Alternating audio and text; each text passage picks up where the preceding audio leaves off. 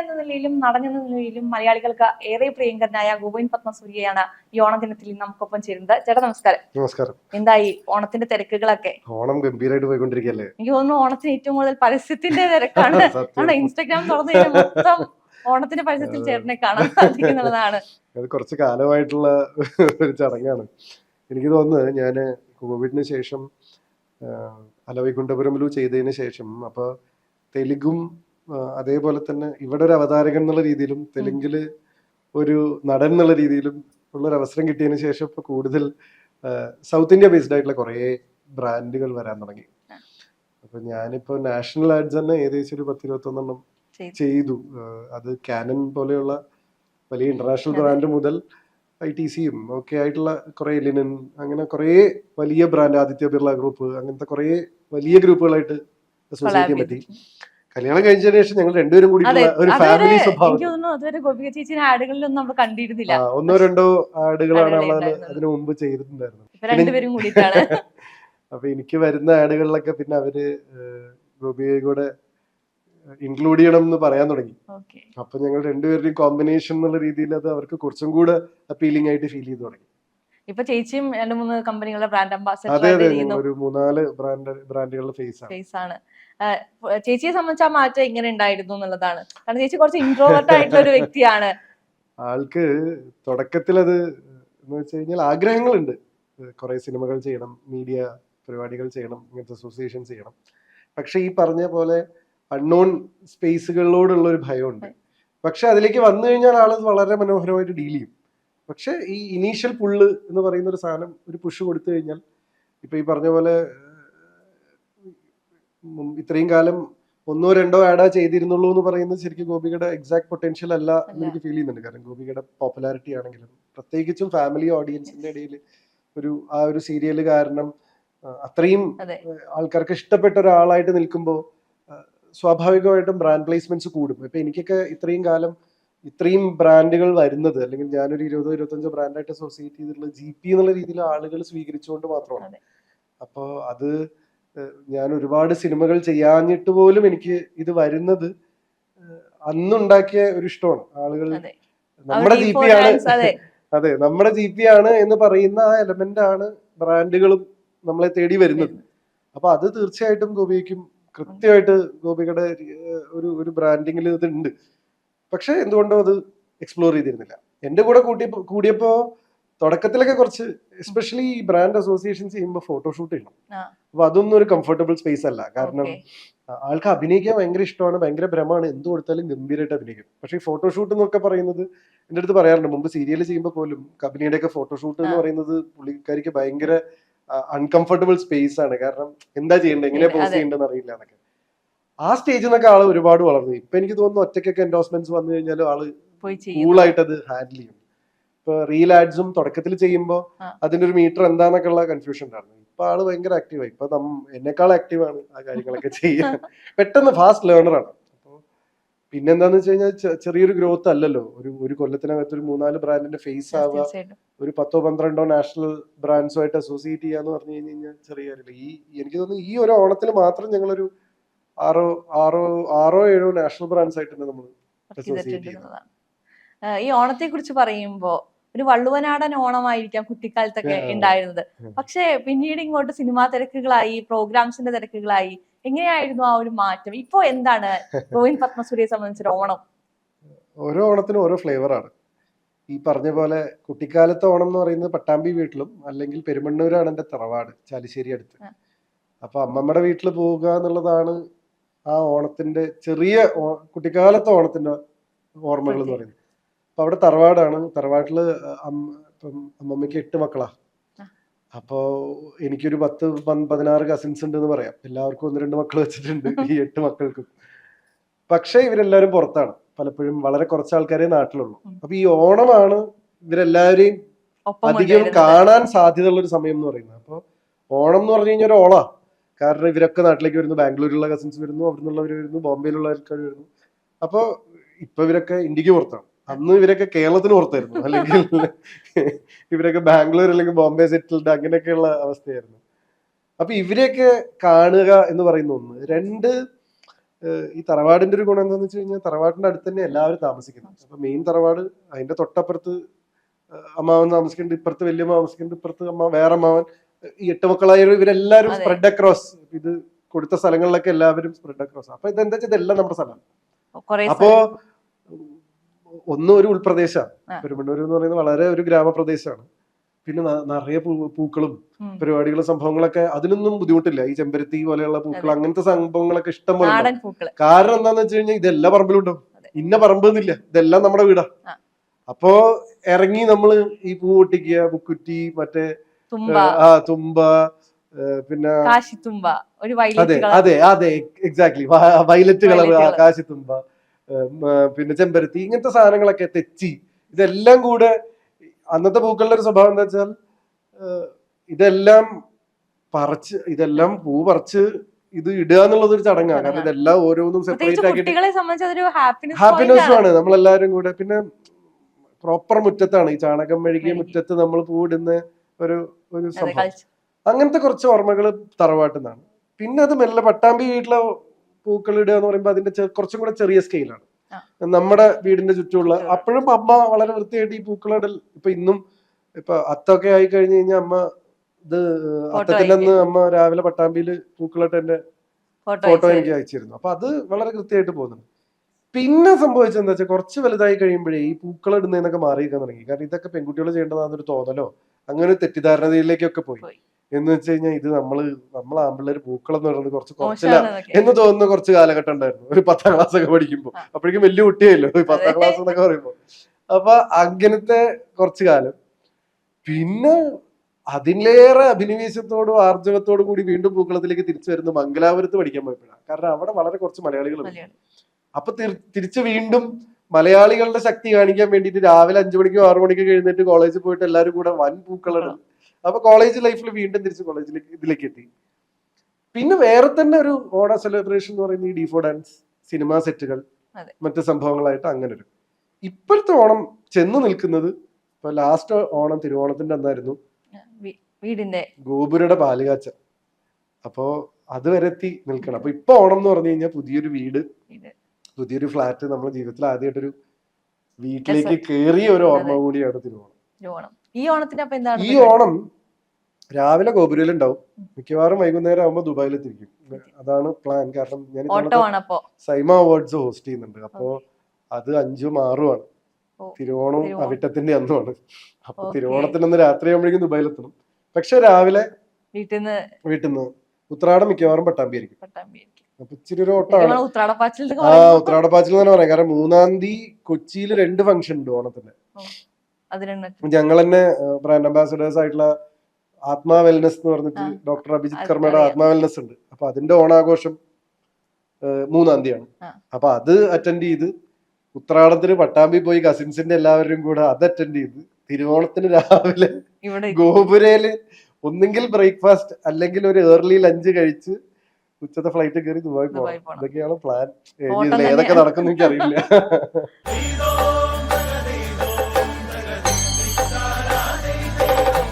നമ്മളൊക്കെ കുട്ടിക്കാലത്ത് ഓണൊക്കെ ആകുമ്പോ ഏത് ഡ്രസ്സ് വാങ്ങും, അല്ലെങ്കിൽ എങ്ങനെ പൂവിടുന്നൊക്കെ. ഇപ്പൊ ആരെങ്കിലും ഇന്റർവ്യൂ ചെയ്യും, എവിടേക്കൊക്കെ പോകും. ആ ഒരു തോട്ടിന്റെ ഡിഫറൻസ് വന്നിട്ടുണ്ട് ലൈഫില്. അങ്ങനെ ഒരു ഡിഫറൻസ് ഫീൽ ചെയ്തിട്ടുണ്ടോ ഓണത്തെ കുറിച്ച്? എനിക്കിപ്പോ ഓണം എന്ന് പറഞ്ഞു കഴിഞ്ഞാൽ എനിക്ക് Onam one of the major revenue വരുന്ന ഒരു സമയം കൂടിയാണ് ഓണം. എല്ലാവർക്കും ഓണം അത്തത്തിന്റെ അന്നാണ് തുടങ്ങുക എന്നുണ്ടെങ്കിൽ എനിക്കൊരു 15 ദിവസം മുമ്പ് ഓണം തുടങ്ങും. കാരണം അത്തത്തിന്റെ അന്നാകുമ്പോഴേക്കും ഈ ആഡൊക്കെ ഷൂട്ട് ചെയ്ത് റിലീസ് ചെയ്തിരിക്കണം.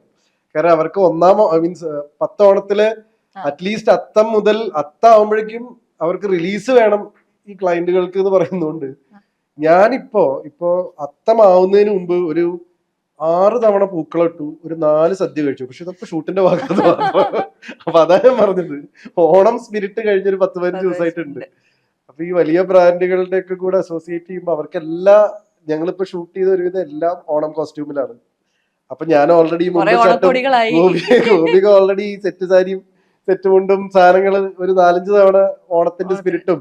അതാ പറഞ്ഞ വീട്ടിൽ തന്നെ ഗോപുരയിൽ തന്നെ ഞങ്ങൾക്ക് ഒരു 3-4 ഷൂട്ട് ഉണ്ടായിരുന്നു. അപ്പൊ അവിടെ ഓൾറെഡി ഞങ്ങളൊരു 3-4 ഷൂട്ട് ഇട്ടു, അല്ല 3-4 മറ്റേ പൂക്കളിട്ടു. ഇതൊക്കെ കഴിഞ്ഞു. അതുകൊണ്ട് തന്നെ അത്തത്തിന്റെ അന്ന് നമുക്ക് വീട്ടിൽ പൂക്കളം ഇടണ്ടേന്ന് ചോദിക്കുമ്പോ എനിക്കതൊരു ഓൾറെഡി ഇവിടെ ഒരു 3-4 പൂക്കൾ ഇട്ടുണ്ടല്ലോ, അപ്പൊ ഇനി അത്തത്തിന്റെ അന്ന് അതുപോലത്തെ ഒരു ഫീലാണ് പായസം. അപ്പൊ എനിക്ക് ഒരു മാസം മുഴുവായിട്ട് കഴിഞ്ഞ ചിങ്ങം തുടങ്ങിയപ്പോ തന്നെ ഓണം വന്നു. ഓഗസ്റ്റ് 17 മുമ്പേ ഓണം എനിക്ക് തുടങ്ങി എന്ന് പറയാം. അപ്പൊ ഒരു കഴിഞ്ഞൊരു 10-15 ദിവസമായിട്ട് ഓണം തന്നെയാണ്. അപ്പൊ ഇത്തവണ അപ്പൊ ലാസ്റ്റ് ഓണം ഇതുപോലെ തന്നെയായിരുന്നു. വലിയ ബ്രാൻഡ് അസോസിയേഷൻ ഇങ്ങനെ തന്നെയായിരുന്നു. കുറെ മുമ്പേ ഓണം വന്നു. പക്ഷെ ലാസ്റ്റ് ഓണത്തിന്റെ എന്താ വെച്ചാൽ ഓണത്തിന്റെ തിരക്കുകളൊക്കെ കഴിഞ്ഞ് അത് ഒതുക്കി തിരുവോണം ആകുമ്പോഴേക്കും പാലുകാച്ചൽ ചെയ്യണം എന്നുള്ളതുകൊണ്ട് ഒരു അവസാനം ഞങ്ങളുടെ ഉത്രാടപ്പാച്ചിലും പരിപാടികൾ എന്ന് പറയുന്നത് ഈ വീട്ടിലേക്കുള്ള സാധനങ്ങൾ വാങ്ങാനുള്ള ഓട്ടമായിരുന്നു. ഇത്തവണത്തെ ഓണം എന്ന് പറയുന്നത് ഇതുപോലെ ഓരോ ഫംഗ്ഷൻസ് അറ്റൻഡ് ചെയ്തിട്ട് പോവാന്നുള്ളതാണ്. അപ്പൊ ഇന്റർവ്യൂ ചെയ്യാന്നുള്ളതിനേക്കാൾ കൂടുതൽ ഞാനും 1-2 ഇന്റർവ്യൂസും കൊടുത്തിട്ടുണ്ട് ഈ ഓണത്തിന്. ഇപ്പൊ നിങ്ങൾ എന്നെ കുറച്ചായി വിളിക്കുന്നു, എനിക്കറിയാം. ഞാനിങ്ങനെ ഓരോ ഓട്ടത്തിലായതുകൊണ്ടാണ് വരാൻ പറ്റാതിരുന്നിരുന്നത്. അപ്പൊ ഇപ്പത്തെ ഓണം എന്ന് പറയുന്നത് ഇതാണ്. ഓണത്തിലെ ഏറ്റവും ഫേവറേറ്റ് പാർട്ട് എന്തായിരിക്കും? ഫുഡാണോ, പൂക്കളമാണോ, ഗാദറിംഗ് ആണോ? ഗാദറിംഗ് ആണ്. ഞാൻ എന്നും ഒരു പീപ്പിൾസ് പേഴ്സൺ ആണ്. എനിക്ക് അതിലൊരു സംശയമില്ല. കാരണം എപ്പോഴും ആളുകൾ കൂടി എല്ലാവരും കൂടി ഉള്ള ഒരു ആഘോഷം എന്ന് പറയുന്നത് തന്നെയാണ് സന്തോഷം. അപ്പൊ ഞാനിപ്പോ ഇത്തവണത്തെ ഓണവും 3-ാം തീയതി നമ്മുടെ ഇവിടുത്തെ ഓണം ഫംഗ്ഷൻസുകൾ 3-ാം തീയതിക്ക് മുമ്പേ ഞാൻ ബ്രാൻഡ് അംബാസഡർ ആയിട്ടുള്ള ഒരു 3-4 സ്ഥലങ്ങളിൽ ഗസ്റ്റ് ആയിട്ട് അവരുടെ കൂടെ ഓണം. അത് പല സ്ഥലങ്ങളിലാണ്. കൊച്ചി, കൊല്ലം, അവിടെ ഇവിടെയൊക്കെ പോയിട്ട് അവരുടെ ഒപ്പം നമ്മുടെ ബ്രാൻഡിന്റെ ഒപ്പം ഫേസ് ആയിട്ടുള്ള അവരുടെ ഫാമിലി മീൻസ് എന്ന് വെച്ച് കഴിഞ്ഞാൽ ഈ ഇൻസ്റ്റിറ്റ്യൂഷനിലൊക്കെ കുറെ ആൾക്കാരുണ്ടാവുമല്ലോ, അവർക്കൊക്കെ നമ്മളെ അവർ കാണുന്നത് ഞങ്ങളുടെ ബ്രാൻഡ് അംബാസിഡേഴ്സ് എന്നുള്ളതിനേക്കാൾ ഇവർ ഞങ്ങളുടെ ആൾക്കാരാണെന്നുള്ള ഫീലിംഗ് അവർക്കുണ്ട്. അത് കൂടുതൽ കൂട്ടിയുറപ്പിക്കപ്പെടുന്നത് ഓണത്തിനാണ്. കാരണം ഓണത്തിന് ഇവര് ഞങ്ങളുടെ കൂടെ ആഘോഷിക്കാൻ വന്നു എന്ന് പറയുമ്പോൾ അവർക്ക് ഉണ്ടാവുന്ന ഒരു സന്തോഷം ഞങ്ങൾ കണ്ടിട്ടുണ്ട്. അപ്പം അവരുടെ സ്റ്റാഫിനൊക്കെ ഒപ്പം ഒരു 3-4 ഓണം ഉണ്ണും. അത് കഴിഞ്ഞിട്ട് ഉത്രാടത്തിന് നമ്മുടെ കസിൻസിനൊപ്പം. അപ്പൊ ഇതൊക്കെ ഗ്യാദറിംഗ് ആണ്. അപ്പൊ ഞങ്ങളുടെ എക്സൈറ്റ്മെന്റ് എന്ന് പറയുന്നത് ഈ ആൾക്കാരെ കാണുക, അവരായിട്ട് ഇന്ററാക്ട് ചെയ്യുക, കസിൻസിനൊപ്പം ടൈം സ്പെൻഡ് ചെയ്യുക. ഇതെല്ലാം കഴിഞ്ഞിട്ട് തിരുവോണത്തിനൊന്ന് ഓടുന്നുള്ളൂ. എനിക്ക് തോന്നുന്നു എനിക്ക് ഏറ്റവും കൂടുതൽ ഇഷ്ടം GP എന്ന ആങ്കറിനെ തന്നെയാണ്. കാരണം ഒരു മനുഷ്യനെ എത്രത്തോളം കംഫർട്ട് ലെവലിൽ ഒരു സ്റ്റേജിൽ നിർത്താം, അല്ലെങ്കിൽ ഇപ്പൊ നമുക്കറിയാം ഓരോരുത്തർക്കും ഓരോ പോലെയാണ്. ഇപ്പൊ ഒരു ഇന്റർവ്യൂ എടുക്കാൻ നമ്മൾ ഇരിക്കുമ്പോൾ ആ ഒരു ഗസ്റ്റ് തരുന്ന ഒരു സാധനം ഒരു ആങ്കറെ സംബന്ധിച്ച് വളരെ ഇമ്പോർട്ടന്റ് ആണ്. അത് കൃത്യമായി ആ പൾസിന് മനസ്സിലാക്കുന്ന ഒരാളായിട്ട് എനിക്ക് തോന്നിയിട്ടുണ്ട്. ഇപ്പൊ D4 ഡാൻസിന്റെ വേദികളിലാണെങ്കിൽ പോലും ഒരു എലിമിനേഷൻ റൗണ്ട് വരികയാണെങ്കിൽ പോലും ആളുകളെ മാനേജ് ചെയ്യാൻ, അത് അവരുടെ അവസ്ഥയ്ക്ക് അനുസരിച്ചിട്ട് മാനേജ് ചെയ്യാൻ പറ്റുന്നതായിട്ട് എനിക്ക് ഫീൽ. എങ്ങനെയാണ് അതിന് സാധിച്ചത് എന്നുള്ളതാണ് എഗെയിൻ ശീലത്തിന്റെ ഭാഗമാണ്. അതൊരു സ്റ്റേജിൽ കയറി കൾട്ടിവേറ്റ് ചെയ്യാൻ പറ്റുന്ന ഒരു കാര്യമായിട്ട് എനിക്ക് തോന്നുന്നില്ല. ഞാൻ എന്റെ ലൈഫിൽ ഇങ്ങനെയാണ്. ഞാൻ എന്റെ ലൈഫിലെ ആൾക്കാരെ ഡീൽ ചെയ്യുന്ന ഈ രീതിയിലാണ്. അപ്പോ എന്ത് സംഭവിക്കുന്നു എന്ന് വെച്ച് കഴിഞ്ഞാൽ അതന്നെയാണ് നമ്മൾ പ്രാക്ടീസ് ചെയ്യുക കഴിയുന്നതും. ഞാനൊരു മാക്സിമം അങ്ങനെ തന്നെയാണ് ഡീൽ ചെയ്യാൻ നോക്കുക. ഇപ്പൊ അധികം ഞാൻ ഒരാളുടെ അടുത്ത് ദേഷ്യപ്പെടുന്ന ഒരു വ്യക്തിയല്ല. ഒരാൾ ഒരു സംഭവം ചെയ്താൽ പോലും ഞാൻ അതിനെ വളരെ മിതത്വത്തോടു കൂടിയാണ് മാനേജ് ചെയ്യാൻ നോക്കുക. ചില സമയത്ത് അല്ലാത്ത സമയങ്ങളൊക്കെ ഇപ്പൊ റോട്ടിലൊക്കെ ചില മൊമെന്റ്സ് ഒക്കെ നമുക്ക് നമ്മളുടെ ഇമോഷൻസ് നമ്മുടെ കയ്യിൽ നിന്ന് പോകുന്ന രീതിയിലുള്ള നമ്മളെ ചൊടിപ്പിച്ചേക്കാം. എങ്കിലും ഞാൻ കോൺഷ്യസ് ആവാൻ നോക്കാറുണ്ട്. എന്റെ ബ്രീതിങ് കൂടുന്നുണ്ട്, എന്റെ കയ്യിൽ നിന്ന് പോകുന്നുണ്ട്, ഞാൻ നോർമൽ ആയിട്ടല്ല റെസ്പോണ്ട് ചെയ്യുന്നത് എന്നുള്ളൊരു ബോധം എന്നിലേക്ക് എപ്പോഴെങ്കിലും ഇത് തിരിച്ചു വന്നു കഴിഞ്ഞു കഴിഞ്ഞാൽ ഞാൻ അതിൽ പിടിച്ചിട്ട് അത് വിടും. ഞാൻ ആ ഈഗോ റൈഡില് എന്നെ അങ്ങോട്ട് കൊണ്ടുപോകാൻ നോക്കാതെ ശ്രമിക്കാറുണ്ട്. എളുപ്പമൊന്നുമല്ല. സിറ്റുവേഷൻസ് ഒക്കെ ഉണ്ട്, പക്ഷെ ഭയങ്കരമായിട്ട് കയ്യിൽ നിന്ന് പോയിട്ട് ഉള്ള സിറ്റുവേഷൻസ് വളരെ കുറവാണ്. ഞാൻ പക്ഷെ ഡെഫിനറ്റ്ലി അല്ല അത് വളരെ എനിക്ക് അങ്ങനെ വളരെ അപൂർവമായിട്ട് വരുന്ന. അതുകൊണ്ട് തന്നെ ഇത് എന്ത് എക്സ്ട്രീമിൽ പോകുമെന്ന് എനിക്ക് അറിയില്ല. ഞാൻ ആ ഇമോഷൻ അധികം അളക്കാത്തോണ്ട് എനിക്കത് ഇച്ചിരി പേടിയുള്ളൊരു ഇമോഷൻ. കൺട്രോൾ ചെയ്യല്ല, ഞാൻ അതിൽ നിന്ന് വഴി മാറി നടക്കുക. കൺട്രോൾ ചെയ്യാൻ എന്റെ കയ്യിൽ തോന്നിയിട്ടുണ്ട്. നമ്മുടെ നേരേക്ക് ഒരു സാധനം വന്ന് വീഴാൻ നേരിക്കുമ്പോൾ നമ്മൾ അതിന് മാറി നടന്നിട്ട് അത് നേരെ നമ്മുടെ മേത്തൊന്ന് വീഴണ്ടേ, നീ എസ്കേപ്പ് അല്ലേ ചെയ്ത് എന്ന് ചോദിക്കുന്ന മണ്ടത്തരമായിട്ടാണ് ഞാൻ അതിനെ കരുതുന്നത്. അതുകൊണ്ട് ഞാൻ എസ്കേപ്പ് ചെയ്യും. ഈ എസ്കേപ്പ് എന്ന് പറയുന്നതിന്റെ അർത്ഥം തന്നെ എപ്പോഴും നെഗറ്റീവായി കാണണ്ട. ഒരു സാധനം നമ്മളെ ഉപദ്രവിക്കാൻ വേണ്ടി വരുമ്പോ എസ്കേപ്പ്, ഒരു പുലി കടിക്കാൻ വരുന്നുണ്ട്, നീ എസ്കേപ്പ് ചെയ്യരുത് അത് എന്ന് പറയുന്നൊക്കെ എനിക്ക് പണ്ടത്തരായിട്ടാ ഫീൽ ചെയ്യുന്നത്. നിങ്ങൾക്ക് ആ പുലിനെ ഒന്നും ചെയ്യാൻ പറ്റില്ലെങ്കിൽ എസ്കേപ്പ് എന്ന് പറയുന്നത് മനുഷ്യ സഹജമായിട്ട് മനുഷ്യ ഉണ്ടായ കാലം മുതലേ മനുഷ്യനിലുള്ള സംഭവമാണ്. നമ്മൾ എന്ത് പറ്റുന്നതെന്ന് വെച്ചാൽ ഉത്തരവാദിത്തങ്ങളിൽ നിന്നുള്ള ഒളിച്ചോട്ടവും എപ്പോഴും പറഞ്ഞു എസ്കേപ്പ് എന്ന് പറയുന്നത് എല്ലാം നെഗറ്റീവായിട്ട് ആളുകൾ ചിന്തിക്കുന്നതുകൊണ്ട് കുഴപ്പമാണ്. എൻ്റെ അൺപ്ലസന്റ് ആയിട്ടുള്ള ഇമോഷൻസിൽ നിന്നും ഞാൻ എസ്കേപ്പ് ചെയ്യുന്നത് എനിക്ക് കുഴപ്പമില്ല. അതിനെ നേരിട്ട് ഫൈറ്റ് ചെയ്ത് സപ്രസ് ചെയ്യാൻ നോക്കുമ്പോഴാണ് ഞാനും അതും എല്ലാം കൂടെ തകരുക. ഇത് ഞാൻ വഴി മാറി നടക്കും. ഒരു ലോറി കൺട്രോൾ പോയിട്ട് നമ്മൾ ഇടിക്കാൻ വരുമ്പോൾ നമ്മൾ എന്താ ചെയ്യേണ്ടത്? നമ്മൾ എസ്കേപ്പ് ചെയ്യണം. അയ്യോ, നിങ്ങൾ എസ്കേപ്പ് ചെയ്യാൻ പാടില്ല എന്ന് പറയുന്നത് ആ ലോറി ഇങ്ങനെ വരുമ്പോൾ നമ്മൾ ഇങ്ങനെ നിന്ന് കഴിഞ്ഞ് കഴിഞ്ഞാൽ നിങ്ങൾ മണ്ടനും. ഇതാണ് ഞാനും ചെയ്യുക. ഇത് കൺട്രോൾ പോയ ലോറിയാണ് എൻ്റെ ഇമോഷൻ. അതിനെ നേരിട്ട് സപ്രസ് ചെയ്തിട്ട് ഒറ്റ കൈ കൊണ്ട് തളഞ്ഞു നിൽക്കാനൊക്കെ നോക്കിക്കഴിഞ്ഞു കഴിഞ്ഞാൽ ചിലപ്പോൾ എൻ്റെ കയ്യിൽ നിന്ന് പോകും. ഈ വരുന്ന സൈക്കിളാണെങ്കിൽ ചിലപ്പോൾ ഞാൻ പിടിച്ചു നിർത്താൻ നോക്കും. അത് എന്താന്ന് അറിഞ്ഞിട്ടിരിക്കും ഞാൻ എസ്കേപ്പ് ചെയ്യോ അതിനെ ഇതാക്കുമെന്ന്. എൻ്റെ കയ്യിൽ നിൽക്കാത്ത സാധനമാണെന്നുണ്ടെങ്കിൽ ഞാൻ മാറും. എനിക്ക് ഏറ്റവും കൂടുതൽ ടെൻഷൻ വന്ന് ആങ്സൈറ്റി വരുന്ന ഒരു അവസ്ഥ വന്നു കഴിഞ്ഞാൽ ആദ്യം ചെയ്യാൻ പുതച്ചു മൂടിയാണ് കിടക്കും. ഉറങ്ങൂല്ല എന്നുള്ള അറിയില്ല, പുതച്ചു മൂടിയാണ് കിടക്കും. അപ്പൊ എന്ത് പറ്റുമെന്ന് വെച്ച് കഴിഞ്ഞ് കഴിഞ്ഞാൽ എൻ്റെ എല്ലാ ഇമോഷനും ഒന്ന് സെറ്റിൽ ആവും. കുറച്ചൊന്നും ഇതായി കഴിഞ്ഞാൽ എനിക്ക് ചിന്തിക്കാൻ തുടങ്ങാൻ പറ്റും. അതുവരെ എനിക്ക് ചിന്തിക്കാൻ പറ്റില്ല. ഈ കിടന്നുറങ്ങുന്നതിനാണ് ഇടിക്കാൻ വരുന്ന ലോറിയിൽ നിന്ന് ഞാൻ മാറി പോവാന്ന് പറയുന്ന സാധനം എസ്കേപ്പിസം ആയിരിക്കും. പക്ഷെ ഞാൻ എൻ്റെ സിസ്റ്റത്തിൽ കാണുന്ന ഏറ്റവും നല്ല ക്വാളിറ്റി തോന്നിയിട്ടുള്ളത് ആ സാധനമാണ്. എന്ന് വെച്ചാൽ ഉത്തരവാദിത്തങ്ങളിൽ നിന്ന് ഒളിച്ചോടുന്ന ഒരു വ്യക്തിയല്ല ഞാൻ. ഒരു സാധനം ഏറ്റെടുത്ത് കഴിഞ്ഞാൽ വെടുപ്പായിട്ട് തീർത്തിട്ടേ ഉള്ളൂ എന്നും മുന്നോട്ട് പോയിട്ടുള്ളൂ. അത് MBA ആണെങ്കിലും ഏത് ലൈഫിൽ ഏത് സാധനമാണെങ്കിലും ഞാനത് പൂർണ്ണമായി തീർത്തിട്ടാണ് എപ്പോഴും മുന്നോട്ട് പോകാറ്. പക്ഷെ ഇങ്ങനത്തെ സാധനങ്ങൾ അപ്പൊ എന്താ വെച്ച് കഴിഞ്ഞാൽ എനിക്കറിയാം ഇതെന്റെ കയ്യിൽ നിന്ന് പോകും. ഈ സാധനത്തിൽ ഞാൻ റേസ് ആവുന്നുണ്ട്, എൻ്റെ ഇമോഷൻസ് കയ്യിൽ നിന്ന് പോകുന്നുണ്ട്, എൻ്റെ ശ്വാസം കൂടുന്നുണ്ട്. ചിലപ്പോൾ ഇത് തലയിൽ കിട്ടില്ല. കിട്ടാത്ത പക്ഷം നമ്മൾ വേറൊരു തലങ്ങളിലേക്ക് പോയിക്കൊണ്ടിരിക്കും. ഏതെങ്കിലും ഒരു സമയത്ത് നമ്മൾക്കത് കോൺഷ്യസ് ആയി കഴിഞ്ഞാൽ എസ്കേപ്പ് ചെയ്യാൻ പറ്റുക എന്നുള്ളതാണ് ഏറ്റവും വലിയ അനുഗ്രഹം. പലപ്പോഴും ആൾക്കാർക്ക് അത് പറ്റില്ല, എസ്കേപ്പ് ചെയ്യാൻ പറ്റാത്തതുകൊണ്ടല്ലേ ഇവരുടെ ജീവൻ നഷ്ടപ്പെടുന്നത്. അതിൽ നിന്നും ആ പ്രോബ്ലത്തിൽ നിന്ന് എസ്കേപ്പ് ചെയ്യാൻ ആൾക്ക് പറ്റിയില്ല. ആ വണ്ടി വന്നിടിച്ചു, എസ്കേപ്പ് ചെയ്യണ്ടേ? എസ്കേപ്പ് ചെയ്യണ്ടേ? അതല്ലേ പണ്ട് പുലി വരുമ്പോ ആൾക്കാർ ഓടിയിരുന്നില്ലേ, മരത്തിന്റെ മേലെ കയറിയിരുന്നില്ലേ? അന്ന് അവര് നിന്ന് നേരിടല്ലോ ചെയ്യാ. അത് മനുഷ്യൻ ജനിച്ച അന്ന് മുതലുള്ള സർവൈവൽ പോലെയാണ്. അത് സർവൈവൽ ടെക്നിക്കാണ്. അത് യൂസ് ചെയ്യണം. പക്ഷെ പലപ്പോഴും നമ്മൾ യൂസ് ചെയ്യാൻ പറ്റാറില്ല. യൂസ് ചെയ്യാൻ പറ്റാതിരിക്കുമ്പോഴാണ് ഈ പ്രശ്നം. എനിക്ക് പലപ്പോഴും യൂസ് ചെയ്യാൻ പറ്റാറുണ്ട്, ചില സമയത്ത് യൂസ് ചെയ്യാൻ പറ്റാറില്ല. സ്റ്റക്കായി പോകാറുണ്ടോ ലൈഫിൽ? സ്റ്റക്കായി പോകുന്ന സമയങ്ങളുണ്ട്. സ്റ്റക്കാവുന്നതൊന്നും ഞാൻ സ്കിപ്പ് ചെയ്യാറുണ്ട്. ഞാൻ അവിടെ നിൽക്കില്ല. സ്റ്റക്കായി പോകേണ്ട ഒരു മെയിൻ സിറ്റുവേഷൻ ആയിരുന്നു കോവിഡ് ആ സമയത്ത് വന്ന 2 അടിപൊളി പടം. ഇതിലും നല്ല സ്റ്റക്കാവുള്ള അവസ്ഥയില്ല. കാരണം വീട്ടിൽ പട്ടാമ്പിൽ ഫാൻ നോക്കി കിടക്കുക. 2 പടം അവിടെ ഉണ്ട്, അത് പോയി. അതല്ലേ ഏറ്റവും മനോഹരമായിട്ടുള്ളൊരു, നിങ്ങൾക്ക് സ്റ്റക്ക് ആവലാണ് നിങ്ങൾക്ക് പരിപാടി വെച്ചാൽ അതാണ് ഏറ്റവും അടിപൊളി സിറ്റുവേഷൻ. പക്ഷെ അപ്പൊ ഞാൻ കടന്നിട്ട് ഇങ്ങനെ ആലോചിച്ച് കഴിഞ്ഞു, തിരിച്ച് ഇനി മറ്റേ തെലുങ്കന്മാരുടെ നാട്ടിലേക്ക് പോയിട്ട് കാര്യമില്ല, അങ്ങോട്ട് പോകാൻ പറ്റില്ല, ഇവിടെയും പണിയില്ല, എന്ത് ചെയ്യും? അപ്പൊ ഞാൻ കടന്നിങ്ങനെ ആലോചിക്കാൻ തുടങ്ങി, ഞാൻ ചെയ്യുന്നതിൽ ഏറ്റവും അടിപൊളി പരിപാടി എന്താ, ഞാൻ ഇതുവരെ ചെയ്തതിൽ ഏറ്റവും അടിപൊളി പരിപാടി എന്ന് പറയുന്നത് എന്റെ സംസാരമാണ്. അപ്പൊ ഞാൻ ഈ പറഞ്ഞ് അപ്പുറത്തിരുന്ന് കേൾക്കുന്നതുകൊണ്ടാണ് ഞാൻ ഇരുന്ന് സംസാരിക്കുന്നത്. അപ്പൊ ഇതാണ് എന്റെ ഏറ്റവും, ഇതിൽ ഞാൻ എന്ത് ചെയ്യാൻ പറ്റും? അപ്പൊ ഇത് സോഷ്യൽ മീഡിയ തുടങ്ങും.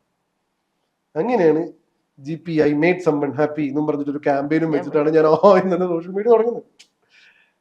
അപ്പൊ അത് സ്റ്റക്കാവുമായിരുന്നു. അങ്ങനെ പല സിറ്റുവേഷനിലും സ്റ്റക്കാവുമായിരുന്നു. എനിക്ക് D4 ഡാൻസ് കഴിഞ്ഞ് പ്രേതം വന്നു, അത് ഹിറ്റായി നിൽക്കുന്ന സമയത്ത് ഇവിടുന്ന് കുറെ പടങ്ങൾ വന്നിരുന്നു. അപ്പോഴും ഞാനൊരു തമിഴ് പടം ചെയ്യാൻ വേണ്ടി പോയി, ജീവയുടെ വില്ലനായിട്ട്. ആ പടം 1.5 കൊല്ലം 2 കൊല്ലം ഞാൻ ഷൂട്ട് ചെയ്ത്. ഇത് തീരുന്നില്ല, വലിയ കമ്പനിയൊക്കെയാ. പക്ഷെ എന്തോ എന്റെ ഭാഗ്യദോഷം എന്ന് പറയാലോ, അത് തീരുന്നില്ല. ഞാൻ കട്ട താടി വെച്ച് കുറച്ചു കാലം നിങ്ങൾ എന്നെ കണ്ടിണ്ടാവും, പോസ്റ്റ് ചെയ്യുമ്പോഴൊക്കെ കട്ട താടി വെച്ചിട്ട് 1 കൊല്ലം 1.5 കൊല്ലം ആ താടി വെച്ച് ഞാൻ നടന്നു.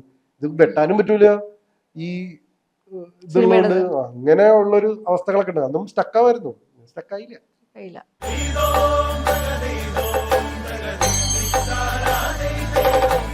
ഞാൻ ചേട്ടനെ ഫോൺ വിളിക്കുമ്പോ എപ്പോഴും ഒരു പാട്ടുണ്ട്, ചെമ്പകമേ, അത് ചേട്ടൻ പാടിയ പാട്ടാണ്. ആ പാട്ട് പാടിയത് ഞാൻ എപ്പോഴും വിളിക്കുമ്പോ ഞാൻ എന്റെ കൂടെ ഉള്ളവരോട് പറയും, വരുമ്പോ ഈ പാട്ടൊന്ന് പഠിക്കണം, ആ പാട്ടൊന്ന് പാടിത്തരാവോ? അയ്യോ, ഞാനത് പ്രതീക്ഷയില്ല. കുറെ അന്ന് കല്യാണത്തിന് പാടിയ പാട്ടത്.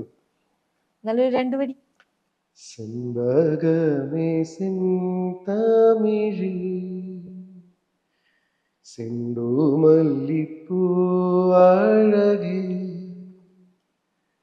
தாவணி அழகானீவள் மூளிப்பாட்டு பாடீவள் என் காதலனாய் வந்தவனோ എൻ തഞ്ചാവൂര് പെൺകൊടിയേ എൻ കാതല ലിറിക്സ് ഓർമ്മ കിട്ടുന്നില്ല. അങ്ങനെ പക്ഷെ എന്തോ എന്നാലും ആയിരുന്നില്ലേ? ഭയങ്കര ബ്യൂട്ടിഫുൾ ആണ്. ഞാൻ ആക്ച്വലി ഈ പാട്ട് ഞാൻ ശ്രദ്ധിക്കുന്നത് ചേട്ടന്റെ ആ ഈ കോളർ അന്ന് ഞാന് അന്ന് പിന്നെ കുറച്ചും കല്യാണത്തിന്റെ ഇടയിൽ ചെയ്താ. പക്ഷെ ആ. എങ്കിലും നമ്മൾ ഈ പാട്ടൊക്കെ എങ്ങനെയാ വെച്ചാൽ നമ്മള് എഗെയിൻ ഈ ഞാനെപ്പോഴും പറയാ നമ്മളൊരു കുഴി കുഴിക്കുന്ന പോലെയാ. നമ്മൾ ആ കുഴി കുഴിച്ചുകൊണ്ടിരിക്കുമ്പോൾ ആ കുഴിക്കൊരു ഡെപ്ത് ഉണ്ടാവും. അത് നമ്മൾ ശ്രദ്ധിക്കാതിരിക്കുമ്പോൾ മൂടിപ്പോവും, മണ്ണൊക്കെ വന്ന് മൂടിപ്പോവും. പിന്നീട് രണ്ടൊന്ന് കുഴിച്ചു കഴിഞ്ഞാൽ വീണ്ടും അതുപോലെ പാട്ടൊക്കെ നമ്മൾ സ്ഥിരം പ്രാക്ടീസ് ചെയ്ത് കഴിഞ്ഞ് കഴിഞ്ഞാൽ അതിന്റെ ഭംഗി നമ്മളിപ്പോ ഒരു 6-8 മാസമായിട്ട് പാടാതിരിക്കുമ്പോൾ അത് കിട്ടില്ല. അന്ന് ഞാൻ അതിന് വേണ്ടി പാട്ടിനെ പ്രാക്ടീസ് കുറച്ചുകൂടി എക്സ്പ്ലോർ ചെയ്യണം തോന്നിയിട്ടില്ലേ? എല്ലാം എക്സ്പ്ലോർ ചെയ്യണോടോ. ഇതിൽ ഏതപ്പോ ഞാൻ ചെയ്യാ? ചെയ്യാം. പാട്ട് ചെയ്യണം തോന്നിയിട്ടുണ്ട്, തിരക്കാണ്. അവതരണം ചെയ്യണം തോന്നിയിട്ടുണ്ട്, Okay. ബ്രാൻഡിങ് കുറച്ചുകൂടെ എക്സ്പ്ലോർ ചെയ്യണം തോന്നുന്നുണ്ട്, തെലുങ്ക് പടം എക്സ്പ്ലോർ ചെയ്യണം തോന്നുന്നുണ്ട്, മലയാള സിനിമ എക്സ്പ്ലോർ ചെയ്യണം തോന്നുന്നുണ്ട്. ഇങ്ങനെ പലതും എക്സ്പ്ലോർ ചെയ്യാൻ തോന്നുന്നുണ്ട്. എനിക്കിത് പറ്റുന്നില്ല. അതാണ് അവിടെയാണ് എന്റെ പ്രശ്നം. എന്റെ സ്ട്രെങ്ത്തും വീക്ക്നെസ്സും ഒന്നാ. ഒന്നാണ്. എനിക്ക് പല പരിപാടികളിലും എനിക്ക് പാട്ടിൽ മാത്രം കോൺസെൻട്രേറ്റ് ചെയ്തിട്ട് അത് പഠിച്ച് എല്ലാ ദിവസവും ഒരു 5-6 മണിക്കൂർ അതിനായിട്ട് ഇരുന്ന് കഴിഞ്ഞ് കഴിഞ്ഞാൽ ചിലപ്പോൾ ഞാൻ എക്സ്പ്ലോർ ചെയ്യാത്ത തലങ്ങളിലേക്കൊക്കെ എത്തിയേക്കാം എന്നുള്ളൊരു കാരണം ഒരു ബേസിക് സാധനമുണ്ട്. Okay. ഇത് മിനിക്ക് തേച്ചെടുത്തു കഴിഞ്ഞാൽ പക്ഷെ ഒരു 5 മണിക്കൂറെങ്കിലും എല്ലാ ദിവസവും ചെലവാക്കാൻ പറ്റണം. നടക്കുവോ? പാടാണ്. അതാണ് പ്രശ്നം. പക്ഷെ എനിക്ക് ആഗ്രഹമുണ്ട്. അപ്പൊ ഇതിന്റെ ഇടയിൽ ഞാൻ ഇപ്പൊ കോവിഡ് പോലെയുള്ള സമയങ്ങളോ അല്ലെങ്കിൽ എന്തെങ്കിലും ഒരു കാരണം ഉണ്ടാകുമ്പോൾ 2 ആഴ്ച 3 ആഴ്ച ഒരു പാട്ട് പാടാൻ പോവുകയാണെങ്കിൽ അതിനായിട്ട് മാറ്റിയിരുത്തിയിട്ട് ഈ സാധനം എല്ലാ ദിവസവും രാവിലെയും വൈകുന്നേരം സെമ്പകമേ സെന്തമിഴ് ആദ്യം പാടിനേക്കാളും മെച്ചായി രണ്ടാമത് കൊടുക്കും. ഇതാണ് അവസ്ഥ. ഇതിങ്ങനെ എല്ലാ ദിവസവും രാവിലെ പാടി കഴിഞ്ഞ് കഴിഞ്ഞാൽ ഈ സാധനത്തിന് ഒരു ഭംഗി വരും. പക്ഷെ നിങ്ങൾ ഇങ്ങനെ 8 മാസം കഴിഞ്ഞിട്ട് പെട്ടെന്ന് എടുത്ത് ആ പാട്ട് പക്ഷെ ഞാൻ പാടും. അത് ആൾക്കാരെ എനിക്ക് ബാക്കി ആൾക്കാരെ പോലെ ശബ്ദം ശരിയല്ല, പാട്ടുകാരെ എനിക്കിപ്പോ എത്ര ആയി കഴിഞ്ഞാലും ഇതേ വരുള്ളൂ. അപ്പൊ അങ്ങനത്തെ പ്രശ്നമൊന്നുമില്ല. പക്ഷെ ഇതാണ് ഇതിന്റെ ഒക്കെ ഒരു പ്രശ്നം. ഞാൻ അവതരണം എന്നുള്ള രീതിയിൽ ഇനി എത്രയോ എക്സ്പ്ലോർ ചെയ്യാണ്ട്. ഒരു അവതാരകൻ എന്നുള്ള രീതിയിൽ തന്നെ ഞാൻ എന്റെ പിന്നിൽ നിന്ന് കഴിഞ്ഞാൽ ഇനിയും എനിക്ക് ഇവിടെ അത്ഭുതങ്ങൾ സൃഷ്ടിക്കാൻ സാധിക്കും എന്ന് വിശ്വസിക്കുന്നവരാണ്. കാരണം സ്വയസിദ്ധമായിട്ടൊരു സാധനമുണ്ട്. ഇപ്പൊ ലാസ്റ്റ് ഒരു ഫിലിം അവാർഡ്സ് ഹോസ്റ്റ് ചെയ്തപ്പോഴും അവിടെ ഓഡിയൻസിൽ ഇരുന്നിരുന്ന ആൾക്കാരൊക്കെ കഴിഞ്ഞിട്ട് വന്നിട്ട് ഇതാണ് കേട്ടോ ജിപിയുടെ പരിപാടി. നിങ്ങൾ കഴിഞ്ഞ 6 മണിക്കൂറായിട്ട് നിങ്ങളൊരു എനർജിയിൽ ഇവിടെ ആ സ്റ്റേജ് ഹാൻഡിൽ ചെയ്ത അത് ചിലപ്പോൾ ടെലികാസ്റ്റിൽ കിട്ടില്ല. കാരണം അവർ എഡിറ്റ് ചെയ്ത് കട്ട് ചെയ്തിട്ടൊക്കെ കിട്ടുന്നത്. പക്ഷെ 6 മണിക്കൂർ അവിടെ ഇരുന്ന ആൾക്കാര് നിങ്ങളൊരു ഔൺസ് പോലും നിങ്ങളുടെ എനർജി ചോരാതെ ചെയ്തു. നിങ്ങൾ ഇതിൽ തന്നെ കോൺസെൻട്രേറ്റ് ചെയ്യാൻ മതി. പറയുമ്പോൾ നമ്മൾ കൺഫ്യൂഷൻ ആവും. ഓ ശരി, അവതരണം മതിയോ? അപ്പൊ തെലുങ്കിൽ പോകുമ്പോ സാർ നിങ്ങൾ സൂപ്പർ ആണ്, അതാണ് ഇതാണ് ഇതൊക്കെ പറഞ്ഞിട്ട് വേറൊരു പരിപാടികളിൽ പറയുമ്പോ ചെയ്യാം. ഇവിടെ ഒന്നും കിട്ടാത്ത കുറെ കഥാപാത്രങ്ങൾ അവിടെ കിട്ടുന്നു. വില്ലനായിട്ടും നായകനായിട്ടും മറ്റേ മാസ് പരിപാടിയൊക്കെ കിട്ടുന്നു. പിന്നെ അത് ചെയ്യണോ എന്ന് വിചാരിക്കുമ്പോ ഇവിടുന്ന് ബ്രാൻഡുകൾ പറയും യു ഗൈസ് ആർ ഫാബുലസ്, നല്ല കോൺസെപ്റ്റ് ആണല്ലോ ജിപി ഉണ്ടാക്കി ഞങ്ങൾക്ക് തന്നോണ്ടിരിക്കുന്നത്. അപ്പൊ പിന്നെ കോൺസെപ്റ്റ് ഭയങ്കര പണിയത് എന്ന് വെച്ച് കഴിഞ്ഞാൽ അതാ ഞാൻ പറഞ്ഞു, ഒരേ സമയം അതൊരു അനുഗ്രഹമാണ്, എന്നാ ഒരേ സമയം വലിയ ഡിസ്ട്രാക്ഷൻ ആണ്. കഴിഞ്ഞ ദിവസം ലിനൻ ക്ലബിൽ നിന്ന് എന്നെ വിളിച്ചിട്ട് അവർ പറഞ്ഞൊരു പോയിന്റ്, അവിടുത്തെ ബോംബെ ഏജൻസി ആയിട്ട് എനിക്ക് ഡയറക്റ്റ് കോൺടാക്ട്. അതിന്റെ ഇടയിൽ വേറെ പരിപാടി ഒന്നുമില്ല. ഞാൻ ലിനന് വേണ്ടി ഒരു TVC ചെയ്തപ്പോൾ മുതൽ അവർ നമ്മളെ പിടിച്ചതാ. എല്ലാ 2 മാസം കൂടുമ്പോഴും അവർക്ക്. അപ്പൊ ഞാൻ ഓണത്തിന് വേണ്ടി അവർക്ക് ഒരു കോൺസെപ്റ്റ്, ഒരു 2 ടീസർ ഇതായിട്ട് കോൺസെപ്റ്റ് പറഞ്ഞിട്ട് അവര് ലിനന്റെ ഹെഡ് എന്നെ വിളിച്ചിട്ട് ചോദിച്ചത് ആരാ ഈ കോൺസെപ്റ്റ് ഉണ്ടാക്കുന്നത്? ഞാനാണ്. പുള്ളി ഒരു 1/2 മണിക്കൂർ ക്ലാസ്. നിങ്ങൾ ഈ പരിപാടിയിൽ കോൺസെൻട്രേറ്റ് ചെയ്യണം. നിങ്ങളുടെ കോൺസെപ്റ്റുകൾ ഭയങ്കര രസമാണ്. ഇപ്പൊ മൈജിക്ക് ഒക്കെ ഗോപികയുടെ അച്ഛനൊക്കെ ഇൻക്ലൂഡ് ചെയ്തിട്ടൊക്കെ ഞാൻ കോൺസെപ്റ്റ് ഒക്കെ ഉണ്ടായിരുന്നു. അപ്പൊ ചില ആൾക്കാർ നിങ്ങൾ അതിൽ കോൺസെൻട്രേറ്റ് ചെയ്യണം. കമന്റ് ഒക്കെ ഉണ്ട്. ഗോപികയുടെ ഫാൻസ് തന്നെ ചിലവർ കമന്റ് ചെയ്തിട്ടുണ്ട്, ആ കോൺസെപ്റ്റ് അടിപൊളിയുണ്ട്, യു കോൺസെൻട്രേറ്റ് ഓൺ ദാറ്റ് എന്നൊക്കെ പറഞ്ഞിട്ട്. അറിഞ്ഞൂടാ, കൺഫ്യൂഷൻ എന്ന് പറഞ്ഞാൽ അതൊരു, ഞാൻ അതാ പറഞ്ഞത്, അതൊരു തമാശ രൂപേണ പറഞ്ഞെങ്കിലും റെസ്പോൺസിബിലിറ്റി മാത്രമല്ല, അതൊരു ഭയങ്കര ലൈഫിലൊരു വല്ലാത്ത അവസ്ഥ കൂടിയാണ്. കാരണം എന്താന്ന് വെച്ച് കഴിഞ്ഞാൽ എനിക്കറിയാം ഞാൻ എന്തിലാണോ കോൺസെൻട്രേറ്റ് ചെയ്യുന്നത് അതിലെനിക്ക് മെച്ചപ്പെടാൻ പറ്റും. പക്ഷെ അതേ സമയത്ത് എൻ്റെ മനസ്സ് പറയുന്നു നിനക്ക് ഈ കഴിവുകളൊക്കെ ഉണ്ട്, എന്തിനാ നീ അത് വേണ്ടാന്ന് വെക്കുന്നു. അത് ഒരേ സമയത്ത് ഒരു അനുഗ്രഹവും ഒരേ സമയത്ത് അതൊരു അസ്വസ്ഥതയാണ്. അതൊരു വല്ലാത്ത അവസ്ഥ. അതിനെ ഞാൻ ടാക്കിൾ ചെയ്തേ പറ്റൂ. ഇപ്പൊ ഒരു വരം തരാമെന്ന് അല്ല ഞാൻ അതാ പറഞ്ഞു, അതിനൊരു നമ്മൾ കുറച്ചൊരു സ്പിരിച്വലൊക്കെ ആയി കണ്ടു കഴിഞ്ഞാൽ അതൊരു വല്ലാത്ത ഡിസിഷൻ മേക്കിംഗ് സ്പേസ് ആണ്. അല്ല ഞാൻ ചോദിക്കുന്നത്, ഇനി ഒരു വരം തരാം എന്ന് പറയുകയാണെങ്കിൽ എന്തായിരിക്കും ചോദിക്കുക? ഇപ്പോ ഉള്ള ഈ സന്തോഷം ഇതുപോലെ നിലനിൽക്കാനുള്ള പ്രാപ്തിയും കഴിവും ബുദ്ധിയും തരണേ. അതാണ്. പിന്നെ ഹാപ്പിയാണ് ലൈഫ്. അയ്യോ അതൊരു വലിയ വരവാണ്. അത് വരവാണെന്ന് ഞാൻ മനസ്സിലാക്കുന്നിടത്തോളം എനിക്കതൊരു സന്തോഷം തന്നെയാണ്. അത് ഇപ്പൊ ഞാൻ ചെയ്യുന്നതിലെല്ലാം ഇതൊക്കെ ആണെങ്കിലും ഈ അസ്വസ്ഥതകൾ, അത് ചെയ്യണോ ഇത് ചെയ്യണോ എന്നുള്ള കൺഫ്യൂഷൻ ഒക്കെ ഉണ്ടെങ്കിലും ഞാൻ ഹാപ്പിയാണ്. എനിക്ക് എന്തൊക്കെ കിട്ടിയില്ല എന്നുള്ളതിനെ കുറിച്ചുള്ള വിഷമങ്ങളൊന്നും അല്ല എന്റെ ഞാൻ അടിച്ചു പൊളിച്ച് ഇവിടെ 2008 ഞാൻ ഇവിടെ വന്നപ്പോഴാണ് നിങ്ങൾ എന്നെ അറിയുന്നത്. അതിന്റെ ഉമ്മി ഞാൻ അടിച്ചു പൊളിച്ചിട്ട് ചോദിച്ചു. ഞാൻ എന്റെ എല്ലാ പോയിന്റ് ഓഫ് ലൈഫും മാക്സിമം എൻജോയ് ചെയ്തു പോകാം. വിഷമങ്ങൾ ഉണ്ടാവാത്ത സമയം അങ്ങനെയൊന്നും അതുകൊണ്ടല്ല, പക്ഷെ അതിനൊക്കെ തരണം ചെയ്യാൻ ഈശ്വരൻ അനുഗ്രഹിച്ചിരുന്നു എനിക്ക്. അല്ലാതെ എന്റെ ലൈഫിലെല്ലാം നല്ലതുണ്ടായതുകൊണ്ടല്ല ഞാൻ ഹാപ്പി. അതിനെ അങ്ങനെ കാണാൻ വിഷമിക്കണമെങ്കിൽ ഞാനൊരു ലിസ്റ്റ് ഇട്ട് കഴിഞ്ഞു കഴിഞ്ഞാൽ ഇപ്പൊ നിങ്ങളായിട്ട് എനിക്ക് കോമ്പറ്റ് ചെയ്യാൻ പറ്റും. അതിനുള്ള കഴിവ് എനിക്കുണ്ട്. കണ്ട, നിങ്ങളെക്കാൾ വിഷമിക്കാനുള്ള എന്റെ അവസ്ഥകൾ എന്ന് പറഞ്ഞിട്ട് എനിക്ക് പ്രസന്റ് ചെയ്യാൻ പറ്റും. ഓക്കെ, അപ്പൊ എന്തായാലും ഓണൊക്കെ അടിച്ചു പൊളിക്കുക, കളറാക്കുക. ഇനി മലയാളത്തിലേക്ക് പെട്ടെന്ന് തിരിച്ചു വരിക എത്രയും പെട്ടെന്ന് ഉണ്ടാവും തന്നെയാണ് എന്റെ മനസ്സ് പറയുന്നത്. അതിനുള്ള സാധ്യതകളുണ്ട്. ഗോപിക ചേച്ചിയുടെ ഒപ്പം ഒരു സിനിമ പ്രതീക്ഷിക്കാം. നടക്കട്ടെ. ആഗ്രഹമുണ്ട് എന്നുള്ളതാണ്. ഞാൻ ഒന്നും അതിനെ കുറിച്ച് ചിന്തിച്ചിട്ടില്ല. ഉണ്ടായാൽ നല്ലത്, ഉണ്ടായില്ലെങ്കിലും അതിൽ റിഗ്രറ്റ് ഒന്നുമില്ല. പക്ഷെ ഇപ്പൊ നമ്മൾ രണ്ടുപേരും വളരട്ടെ, അതാണ് ഞാൻ. ഇന്നലെയിൽ ഉണ്ടായിരുന്ന ആൾക്കാരല്ല ഞങ്ങൾ ഇന്നലത്തെ ആൾക്കാരാവരുത് നാളെ എന്ന ആഗ്രഹം അത്രേ ഉള്ളൂ. മീൻസ് നമ്മളിങ്ങനെ മുന്നോട്ട് പോയിക്കൊണ്ടിരിക്കുക. വീഴ്ചകൾ വന്നു കഴിഞ്ഞാൽ അതിനെ ഹാൻഡിൽ ചെയ്യാൻ പഠിക്കുക. അസ്വസ്ഥതകൾ ഉണ്ടായി കഴിഞ്ഞാൽ അതിനെ ഹാൻഡിൽ ചെയ്യാൻ പഠിക്കുക. Growing together, understanding together, experiencing together, ഇതെല്ലാം കഴിഞ്ഞ് അപ്പൊ അതാണ് എന്റെ സംഭവം. അല്ലാതെ എപ്പോഴും സന്തോഷം മാത്രം, സങ്കടം മാത്രം, ദുഃഖം മാത്രം, അങ്ങനെയൊന്നും അല്ല ജീവിതം. ജീവിതത്തിൽ എല്ലാ എക്സ്പീരിയൻസിനെയും നമ്മൾ എങ്ങനെ ഹാൻഡിൽ ചെയ്യുന്നു അതാണ് ജീവിതം. ഉറപ്പായിട്ടും. അപ്പൊ എന്തായാലും എന്നും ഇങ്ങനെ ചിരിച്ചുകൊണ്ട് ഹാപ്പി ആയി ഇരിക്കാൻ പറ്റട്ടെ, ആഗ്രഹങ്ങളൊക്കെ സാധിക്കട്ടെ എന്നുള്ളതാണ്. നന്ദി, ഹാപ്പി ആണോ? Thank you so much.